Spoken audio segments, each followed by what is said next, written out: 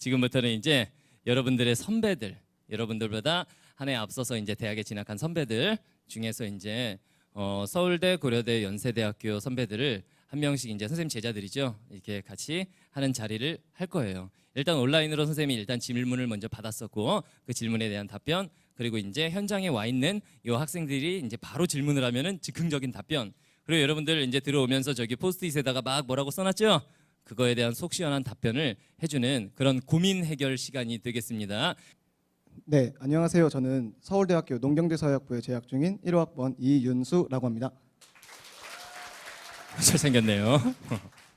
안녕하세요. 저는 고려대학교 경영학과에 재학 중인 14학번 권혜수라고 합니다. 네, 안녕하세요. 저는 연세대학교 교육학과 1사학번 권소정입니다. 자, 한번 고민 한번 들려봐 주세요. 안녕하세요. 고3 이과 여학생입니다. 제가 아직 수능 특강과 인터넷 수능을 다 끝내지 못했습니다. 수능 특강은 화법, 작문, 문법까지 공부했고 인터넷 수능은 아직 하지도 않았습니다. 학교 수업 시간에 듣는 둥 마는 둥 하거나 다시 복습하지 않아서 다 잊어버린 상태입니다. 제가 매산문, 매산비, 매산문법 교재를 구매했는데요. 이런 기출문제집을 먼저 풀어야 할지 아니면 연계 교재를 먼저 끝낸 후에 기출문제를 풀어야 할지 고민입니다.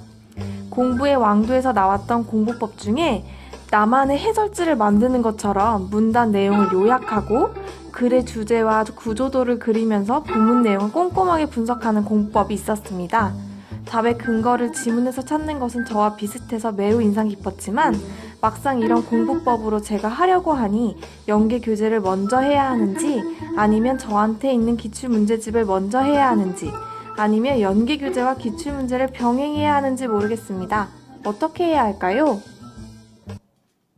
일단 목소리가 이쁩니다. 자, 봅시다. 요 학생의 질문 일단 내용은 파악을 했죠. 기출 문제가 먼저냐, 연계 교재가 먼저냐, 뭐부터 해야 될지 모르겠다. 내가 말하는 것보다 일단 한번 들어봅시다. 자, 윤수. 네, 제가 이 고민을 듣고 생각했던 점은 일단 기출 문제랑 연계 교재 무엇을 먼저 해야 되냐. 이게 지금 고민이 문제가 아니라 이 학생이 지금 수능 특강을 반도 못 끝낸 상태에서 이런 질문을 하고 있다는 것 자체가 약간 어긋난다는 생각이 들어요. 아무래도 지금 이 스피드로 역시 재수가 없죠 서울대들은. 그래서 아니 뭐 이 스피드로 공부를 한다면은 아마 국어 수능을 만점을 맞기 위해서는 거의 1000일이 걸려야 된다고 생각해요. 일단은 이 학생의 문제점은 무엇을 먼저 하느냐가 중요한 게 아니라 공부법이나 자신의 공부 의지, 이게 제일 중요하다고 생각해요. 지금 공부 의지를 찾고 내가 왜 공부를 해야 되는가, 이거를 찾는 게 일단은 급선무인 것 같아요. 이 학생이 지금 이과 여학생이라고 했는데 이과 학생이라면은 지금 수학이나 과학이 얼마나 점수가 나올지 모르겠지만 아마 국어 진도가 이만큼 나갔다는 뜻은 뭐 그 정도 되겠죠. 역시 서울대들은 재수가 없어요, 그죠? 그래요. 네, 그래서 이 학생이 일단은 먼저 공부에 대한 의지를 먼저 찾는 게 중요하다고 생각해요. 그리고 나서 의지를 만약에 찾았다. 그 다음에 이제 연계 교재와 기출 문제 중 어떤 것을 먼저 해야 될까라는 질문에 답을 해보자면 저는 이제 수능 시험을 어떤 스포츠 경기라고 비유를 하고 싶어요. 그래서 기출 문제는 뭔가 자기 기초 체력 훈련 같은 이제 기초 체력을 쌓아서 연계 교재를 풀죠. 이제 연계 교재는 상대 팀에 대한 전력 분석, 이렇게 저 생각해요. 그래서 기초 체력이 뒷받침되고 상대 팀에 대한 전력 분석이 잘 되어 있어야 그 경기에서 승리하듯이 수능 시험장에서도 기출 문제로 실력을 쌓고 연계 교재로 어떤 핵심 소재, 핵심 문장 같은 것들을 잘 안다면 좋은 국어 성적 받을 수 있을 것이라고 생각합니다. 네. 이게 들어보면은 그냥 재수 없는 게 아니에요. 똑똑하고 재수가 없어요, 그렇죠? 와, 훌륭합니다. 답변이 됐길 바라고 또 이제 간단하게 한 마디씩 알려주세요. 근데 솔직히 서울대 학생분이 하신 말도 되게 좋은 말이긴 한데 100일 남았잖아요. 어떻게 그걸 다 하고 있어요? 그냥 여기 싸우는 자리 아닙니다. 싸우라고 지금 앉혀놓은 거 아니에요? 네. 아니 저의 의견은 선택과 집중을 하실 시기라고 생각이 됩니다. 그래서 아무래도 수능에 직접적으로 연계돼서 나오는 연계 교재에 좀 더 비중을 두시는 게 조금 더 현명한 선택일 거라고 저는 생각합니다. 네. 좋아요. 자, 그다음 소정이. 네, 저도 마찬가지로 선택과 집중이 필요한 시기라는 데는 이제 동의를 하는데요. 아까 제가 이제 수능 100일이 남았으니까 진짜 전략이 필요한 시점이라고 생각을 해요. 그래서 연계 교재라고 모든 문제를 다 풀 필요는 없고 직접적으로 연계가 된 6평, 9평 지금까지 모의고사에 나온 거 다 제하고 진짜 연계될 것 같이 느껴지는 문학 작품들은 분명히 공부를 하시는 게 맞고요. 그 외에 비문학 같은 경우는 저도 EBS 비문학 풀기 정말 싫어했는데 뭐 기출은 워낙 문제의 질도 좋고 그거 다 안다고 생각을 하니까 기출 문제로 또 이렇게 전략적으로 공부하는 게 좋을 거라고 생각을 합니다. 지금 셋이 들어보니까 답변이 다 다르죠. 질문하는 학생이 굉장히 혼란스러울 거예요. 이거 뭐 어떻게 하라는 건가 도대체. 이제 선생님이 정리를 해주면은 그러니까 기출이냐 EBS냐 이거는 선택사항은 아닙니다 사실은. 이게 어떻게 가야 되는 거야. 이제 아무래도 문학 쪽 같은 경우에는 직접적으로 지문 연계가 가지고 있기 때문에 그쪽은 이제 EBS를 중점적으로 공부하는 게 맞는 거고, 비문학 같은 경우에는 실질 연계율, 사실 체감 연계율이 좀 낮은 편이잖아. 봐도 잘 모르겠죠. 이게 진짜로 수능에 나왔을 때 이게 EBS에서 연계되어서 나왔다고 하는데 나는 잘 안 느껴진다, 이런 느낌이 많이 들 거란 말이야. 그러니까 그쪽은 일단은 기출 문제를 먼저 푸는 게 맞는 거죠. 그러니까 다시 말하면 결론은 뭐냐, 영역별로 전략이 다른 거예요. 영역별로.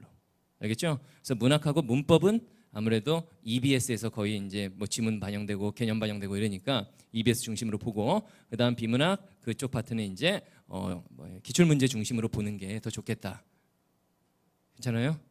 괜찮대요. 이렇게 하면 되겠습니다. 자, 그다음 두 번째. 안녕하세요. 전 서울외고 3학년 학생입니다. 제 고민은 요즘 세 가지인데요. 첫째는 정시보다는 수시에 비중을 두고 공부를 해왔어요. 그런데 요즘 수시 자소서 때문에 골머리를 앓고 있답니다. 수능 공부를 하고 있자니 자소서가 계속 생각나고, 자소서를 쓰고 있으면 수능 공부를 해야 할 것 같고, 전 대체 어떻게 해야 하나요? 시간을 어떻게 배분해야 할지 모르겠어요. 둘째는 저는 리더십을 발휘하고 팀과제 수행을 좋아해서 경영학과 진학을 희망하고 있습니다. 그런데 솔직히 다른 학과도 관심이 많아요. 예를 들면 정치외교학과나 행정학과요. 선배님들은 어떻게 학과를 정하셨나요? 또 하신 결정에 후회는 없으신가요? 셋째는 이제 곧 있으면 먼저 외국어 특기자 친구들의 합격 소식이 들려올 텐데 그럴 때 마음 잡고 공부에 전념할 수 있을지 걱정이 돼요. 다른 친구들의 합격 소식 사이에서도 열공할 수 있는 멘탈 관리법이 있나요? 지금 질문이 세 가지입니다. 세 가지인데 외고 학생들, 여기 두 친구도 이제 외고 학생들인데, 외고 이제 졸업하는 학생들인데, 질문 세 가지 다 들었죠? 이거는 이제 하나씩 한번 물어보도록 할게요. 윤수, 어느 거 하고 싶어요? 네? 어느 거 하고 싶어? 저 세 번째 하고 싶어요. 세 번째 하고 싶어요? 근데 첫 번째로 할게요. 수시 자소서가 제가 많이 경험을 했던 게 도움이 될 것 같아서. 너랑 나랑 딴 얘기하는 것 같아. 나는 마치 지금 네가 날 약 올리는 것 같거든. 그거 할 거예요? 자소서? 네, 네. 자, 해보세요. 네. 답변해 주세요. 이제 저 같은 경우에도 이제 작년 이맘때쯤 이제 자소서를 쓰기 시작했고, 계속 이제 자소서를 쓰다 보면은 막 저만의 막 구렁텅이로 빠지는 것 같았어요. 제가 이제 평소에도 인터넷을 자주 하다 보니까 뭐 이제 자소서를 쓰려면 거의 손으로 안 쓰고 한글 파일로 주로 쓰게 되는데, 꼭 이 인터넷이 필요한 작업이다 보니까 자료를 찾다가 이거 재밌어 보인다 하고 조금 보고, 웹툰 보다가 재밌네, 이렇게 웃으시는 학생들도 많은데 다 공감이 되실 거라고 생각해요. 이럴 때 중요한 거는 자기소개서를 쓰는 시간을 딱 정해주는 게 중요하다고 생각해요. 저도 이제 저 같은 경우에는 자기소개서는 확실히 이게 정해진 분량이 없잖아요. 공부는 하루에 내가 이만큼 하겠다, 뭐 저만큼 하겠다 이렇게 있는데, 자기소개서는 내가 오늘 5문장 반을 쓰겠다 이렇게 정해주진 않잖아요. 그래서 자기소개서는 정해진 시간을 딱 정해주는 게 중요하다고 생각하는데, 제가 추천해주고 싶은 시간은 공부를 다 한 후 한 약 1시간 반에서 2시간 사이, 이 정도 하루에 자소서를 쓰신다면은 일주일 동안 처음에 쓰시고 그 다음에 첨삭을 받고 한 그 다음 1, 2주 내로 끝내실 수 있을 거라고 생각해요.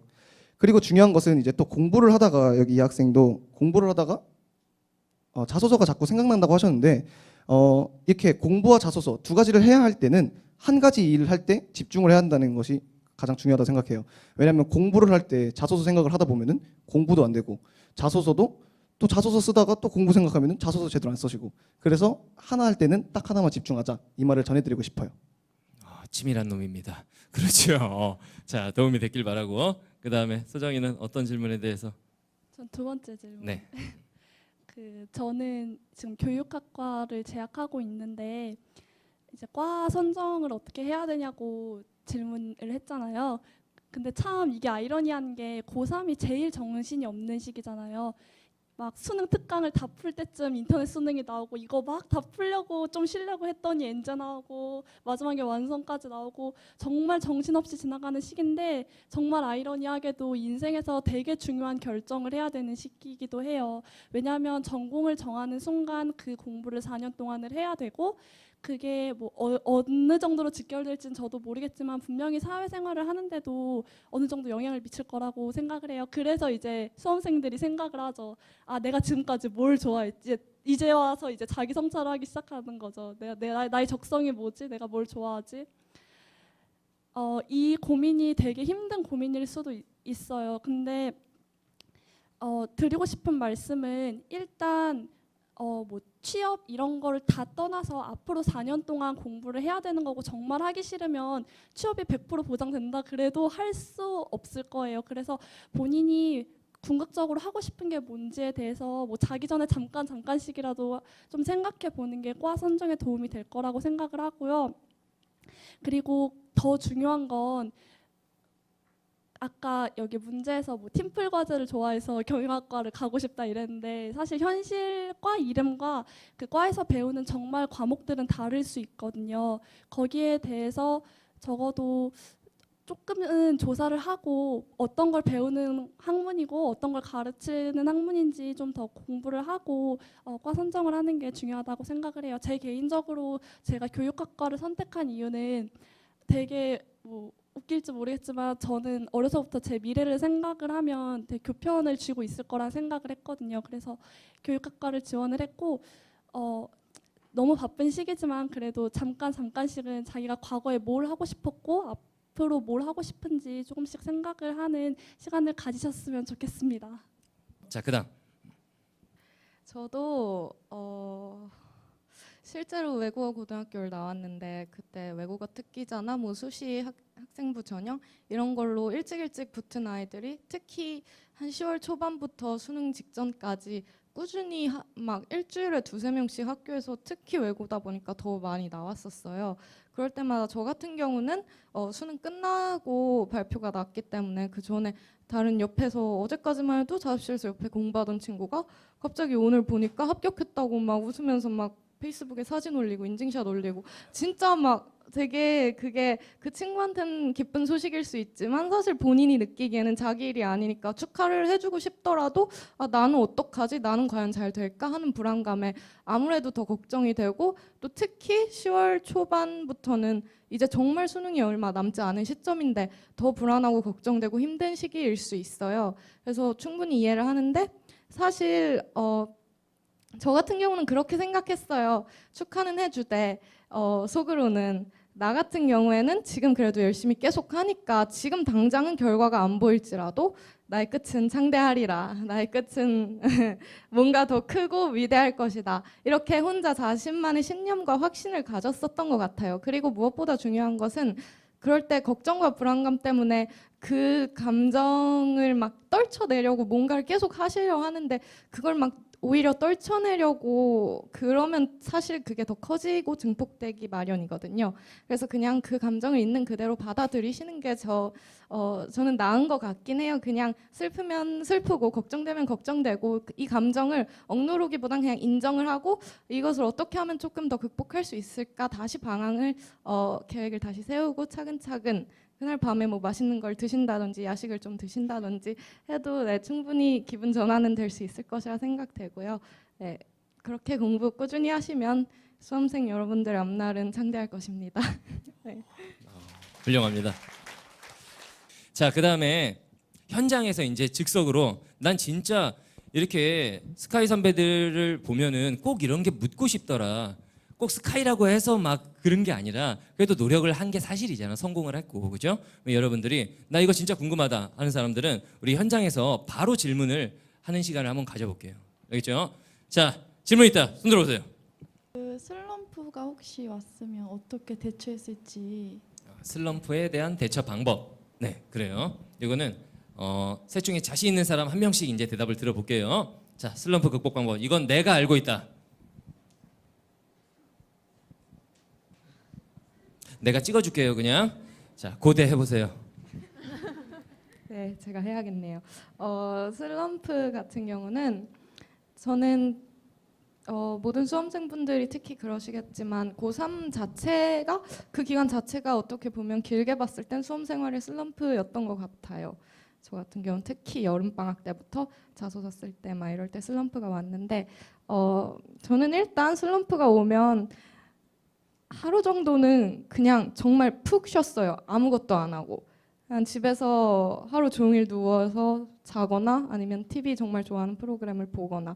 그래서 저 같은 경우는 그렇게 하루 이틀, 정말 길면 이틀, 근데 이틀 넘어가시면 그때부터는 위험해요. 그래서 그 정도 이렇게 쉬고 하니까 그 다음 날엔 학교 일찍 가고 공부를 다시 새로운 마음으로 하려 했죠. 그러니까 어느 정도는 조금 마음이 정화가 되는 느낌이었고 나아졌고, 그리고 여자분들은 공감하시겠지만 맛있는 거 먹는 게 최고인 것 같아요. 그냥 먹다 보면 좀 스트레스가 풀리지 않나요? 이렇게 하고 점수 같은 거에, 그리고 채점을 한 며칠 하지 말아 보세요. 그냥 공부를 하고, 특히 점수 때문에 슬럼프라고 더 느끼시는 분들이 많은데 사실 자기 자신의 실력이 막 줄어들거나 안 오르는 건 아니거든요. 공부를 하면 언젠간 오르게 되어 있어요.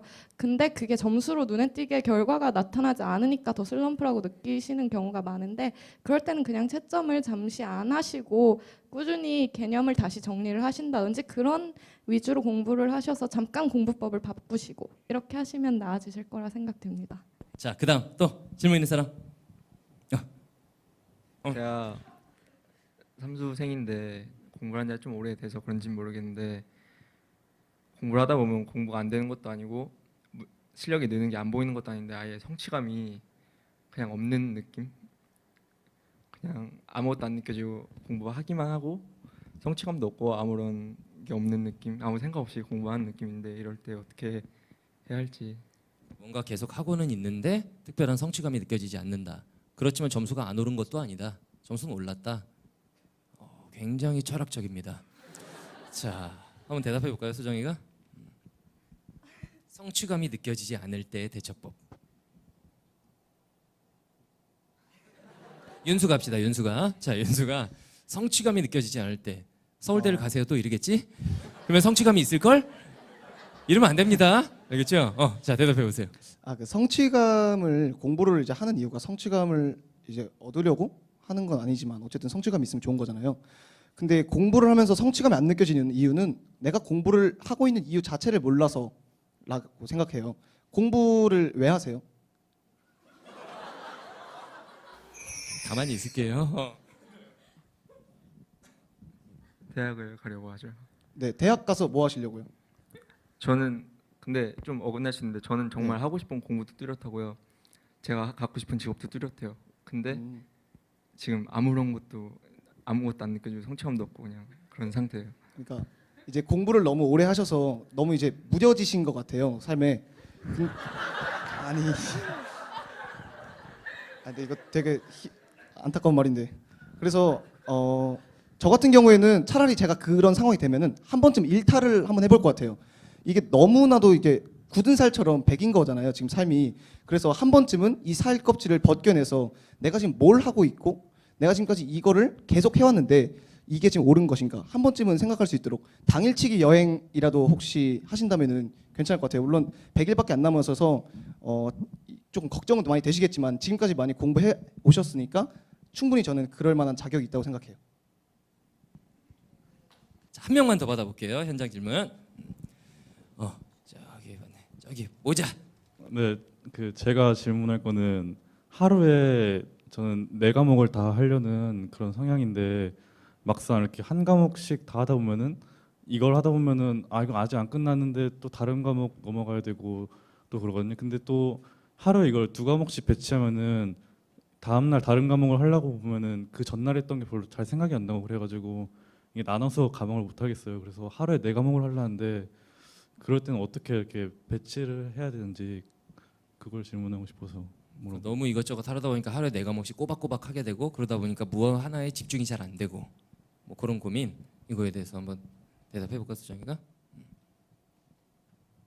저랑 공부하셨던 게 되게 비슷한 것 같아요. 저도 막 국어, 수학, 그러니까 매일 아침에 이제 그걸 쓰잖아요, 계획표를. 근데 국어, 수학, 영어 뭐 어디까지 범위를 한다고 적어놨지만 그게 그 시간 안에 딱 떨어질 수도 없고, 여기까지 좀 더 하고 싶은데 뭐 못하는 경우도 있고, 여기까지는 해야 되는데 진짜 미쳤다, 하기 싫다, 이런 경우도 있잖아요. 근데 뭐 100일 남은 시점에 이런 말씀을 드려도 되는지 모르겠지만 그 틀을 좀 깨셔도 될 것 같아요. 그러니까 너무 힘들고 너무 그럴 때는 뭐 보통은 선생님들이 뭐 한 과목 하루 동안 하지 마라 이렇게 얘기할 수도 있지만, 정말로 그 과목이 하고 싶은 날은 그 과목 하루 동안 하셔도 그 다음 날부터는 그걸 안 하면 되는 거고, 그러니까 본인이 되게 융통성을 가져야 되는 시점인 것 같아요. 지금은 뭐 누가 짜여준 시간표를 가지고 활용할 수 있는 시간도 아니고, 정말로 내가 이걸 이 시간에 하면 최대의 효율이 나오겠다라는 걸 본인이 치밀하게 계산을 하고 선택과 집중을 하는 시기가 지금이라고 생각을 하고요. 너무 그렇게 스트레스 받을 필요는 없는 것 같아요. 그냥 하고 싶은 공부하세요. 그리고 저 같은 경우는 수학을 잘 못하고 제일 좋아하는 과목이 사회문화였는데, 사회문화 시간 자체를 배치하지 않고 공부하기 싫을 때마다 그냥 사회문화를 펴서 공부를 했어요. 그러니까 사회문화만 공부를 하더라고요. 수학은 공부 안 하고. 뭐 그런 단점은 있겠지만 이제 본인이 잘 계산하시면서 융통성 있게 공부하시면 좋겠습니다. 그 다음에 여기 이제 여러분들이 들어올 때 여기 이제 고민사냥이라는 판넬에 여러분들이 이제 포스트잇에 자기들의 고민들을 써놨습니다. 이 고민들에 대해서 한번 우리가 이제 해결해보는 시간을 갖도록 할게요. 잘생겼다. 자, 선생님 연구실 실장님입니다. 자, 한번 볼게요. 자, 스카이 선배들과의 고민사냥 이렇게 가지고 있는데 여러분들이 쫙 붙여줬는데 선생님이 골라서 한번 물어볼게요. 내가 대신. 자. 체력이 점점 약해져서 고민입니다. 남은 100일 동안 더 열심히 공부해야 하는데 몸이 받쳐주질 않아요. 선생님도 이런 고민 많았어요. 내 몸 보면 알 거야. 100일도 안 남았는데 운동할 수도 없고 어떻게 하면 좋죠? 체력이 약해집니다. 운동할 시간은 없고 어떻게 해야 될까요? 해석 한번 대답해 볼까? 체력 문제. 고3은 체력 싸움이라는 말이 있잖아요. 이게 정말 그런 말이 많이 들어보셨을 텐데, 의자에 엉덩이를 붙이고 있어야만 대학을 갈 수 있다, 이런 말씀 많이 하시는데 사실 그게 완전히 맞는 말은 아닌 것 같아요. 이게 체력이 어느 정도 받쳐줘야 되기 때문에 지금 체력이 안 받쳐주는 게 문제라 하셨는데, 이럴 경우에는 수면 시간을 한 조금만 늘리거나 공부 중간중간 틈틈이라도 쉬시는 게 좋아요. 이거를 너무 막판이라고 스퍼트 낸답시고 더 무리해서 하시다 보면 몸에 결국엔 무리가 와가지고 더 공부를 결국엔 못하게 되는 수가 있거든요. 그런 위험을 조금이라도 배제하기 위해선 틈틈이라도 운동을, 정말 점심시간, 저녁시간에 하루 24시간 공부를 하실 수 있는 건 아니잖아요. 그러니까 특히 점심, 저녁 시간을 학교에서 조금이라도 이용을 하셔서 10분, 15분씩이라도 산책을 간단히 하시거나 틈틈이 10분 쪽잠을 주무시거나 하신다면 훨씬 개운하고 맑아지실 수 있을 거예요. 저도 그랬었던 기억이 있어서요. 네. 이 질문한 사람 누구예요? 본인 스스로에게 한번 물어보세요. 이게 나는 진짜 체력이 없는 건지 집중력이 없는 건지, 그거에 대한 답을 찾는 게 먼저일 거야. 그러니까 이제 공부를 한다고 하는 게 4시간 앉아 있었어. 그랬을 때 과연 내가 진짜로 공부한 시간이 몇 시간인지를 한번 잘 생각해 봐야 돼요. 4시간 앉아 있는 자체는 굉장히 힘들어. 근데 그 4시간을 온전히 집중을 했다면은 그러면 집에 가서 자도 된다니까 진짜로. 그런데 여러분들은 4시간을 앉아 있지만 실제로는 40분도 공부를 안 했을 수도 있어. 그렇죠? 본인이 어떤 고민인지, 체력이 약한 건지 정말 집중력이 약한 건지에 대해서도 한번 꼭 생각을 해보는 그런 시간을 갖도록 하시고, 자, 그 다음 질문 한번 볼게요. 19년째 모쏠입니다. 누구야? 19년째 모쏠. 손 들어보세요. 괜찮아요? 저기 여학생입니다. 이쁜데 19년째 모태솔로예요. 대학 가면 정말로 남자친구가 생기나요? 사람에 따라 달라. 근데 쟤네들은 보니까 굉장히 예쁩니다. 예쁘게 생겼는데 모쏠이다. 대학 가면 남친이 생기느냐? 이거는 우리 고대간 해수가 할 말이 있을 겁니다. 선생님은 흑역사도 다 알고 있고 사실은 대학교 가서 아까 얘가 자꾸 그런 말 했죠. 드세요. 스트레스 받으면 먹어요. 고3 때 어마어마했습니다. 그리고 대학교 가더니 확 정말 예뻐졌어요. 다이어트도 많이 하고 정말 예뻐졌어요. 원래부터 본판은 이뻤어. 지금 대학교 가서 남자친구가 생겼잖아요. 그렇죠. 깨졌냐? 아니요. 아니죠. 아직 사귀고 있죠. 이거에 대해서 한번 답변해 주세요. 그게 사람마다 다르긴 한데요. 일단 고3 때 저보다 훨씬 예쁘시니까 더 가능성은 많은 것 같고요. 그리고 대학에 가시면 정말 자기 하기 나름이에요. 연애를 하고 싶어서 노력이에요. 연애도 사실. 그러니까 하고 싶어서 진짜 노력을 하시면 충분히 하실 수 있는 거고 뭐 별 생각이 없으시면 근데 생각이 있으신 것 같으니까 충분히 근데 그 말은 조금 좀 어폐가 있긴 해요. 대학 가면 정말 멋진 남자들이 널렸다. 이거는 조금 다시 생각을 해보셔야 돼요. 이건 사실 좀 그래요. 네, 지금 주위에 있는 사람들이 내년에 같이 대학 가는 거잖아요. 그런 거거든요. 그러니까 주변을 봐라. 여기 호구 밭 아니냐? 주변을 보시라. 그래요? 대신 멋진 사람은 찾으시면 되죠. 찾아서 잘 그 이유는 본인의 노력에 따라 화이팅 하세요. 네. 좋은 말이네요. 연애도 노력이다. 그죠? 대학교 가면은 한 번쯤은 분명히 기회가 옵니다. 한 번쯤은 기회가 오는데 그 기회를 잡는 사람이 있고 놓치는 사람이 있어요. 선생님도 대학교 때 연애 많이 해봤는데 지금이랑은 다른 건 확실해. 지금하고는 분명히 달라요. 그죠? 그러니까 여러분들 부모님이 막 이성교제한다고 막 뭐라고 하고 막 이럴 시기가 지납니다. 그러니까 내년 남친 사귀고 싶어서라도 대학 가세요. 열심히 해가지고. 알겠죠? 그 힘으로 공부해. 알겠죠? 자, 그다음 마지막 하나만 볼게요. 44번 김나영. 손 들어보세요. 누구예요? 오늘 인강으로 선생님 강의 들어요? 인강으로 들으니까 이런 말을 썼구나. 저는 지금 고3인 학생입니다. 선생님 강의를 들은 지 얼마 되지 않지만 강의가 좋아서 옆에 선생님을 너무 좋아하는 친구랑 같이 왔어요. 선생님 진짜 잘생겼어요. 내가 지어낸 거 아닙니다. 여기 그렇게 썼지? 여기 써 있어요. 선생님 진짜 잘생겼어요. 선생님 진짜 잘생겼어요. 선생님 정말 잘생겼네요. 수능이 이제 진짜 얼마 안 남았는데 선생님의 정신 차리라는 TCC를 보고서도 집중이 안 됩니다. 어떻게 하면 좋을까요? 제가 자꾸 한심해지고 이렇게라도 털어놓을 수 있어서 정말 좋습니다. 마지막으로 정말 사랑합니다. I love you. 아이시대루. 선생님은 집착하는 사람 안 좋아합니다. 자, 일단은 정말 고마워요. 온라인으로 이렇게 강의를 듣는 학생들이 실제로 보니까 어때? 괜찮아요? 실제로 봐도 화면으로 봤던 거랑 똑같아? 그래요? 대학교 어디 갈 거예요? 모르겠어요? 그걸 알아야 됩니다. 왜? 너는 무조건 합격할 것 같아요. 자, 봅시다. 이거에 대해서는 나보다는 여기 이제 애들이 이제 답변해 줄 겁니다. 자꾸 집중이 안 된다. 한심해진다. 어떻게 하면 좋을까요? 자기 자신이 한심하게 느껴질 때 자꾸 딴 생각이 들고. 소정이가 대답해 볼까? 너무 귀여우신 것 같아요. 내가? 아니요, 저 학생이. 그래요? 알았어요. 왜 본인이 한심해요. 본인이 지금 이렇게 잘생긴 신영 선생님 그 멀리서 이렇게까지 100일이라고 온 것만으로도 굉장히 장하고 너무 대견한 사람인데 왜 본인을 한심하다고 생각을 해요. 이렇게 100일 남았을 때 가장 필요한 건 솔직히 말해서 시간이 부족한 것도 부족한 거지만 불안감을 떨쳐내고 자신감을 가지는 게 되게 중요하다고 생각을 해요. 그 왜 아이유가 어디 나와서 했던 말 중에서 자기를 좋아해 주는 사람이 자기를 좋아해 주는 게 얼마나 자신감을 넣을 수 있는 일이냐고 얘기를 했는데 신영 선생님 좋아하시는데 신영 선생님도 잘할 거라고 믿죠. 넌 된다. 너는 된다. 무조건 된다. 이 말을 꼭 기억하세요. 알겠죠?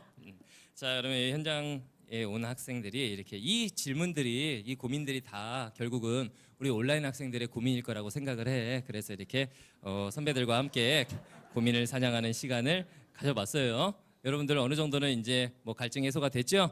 자, 그러면 우리 선배들 멘토들한테 여러분들의 좋은 말 많이 했으니까 박수.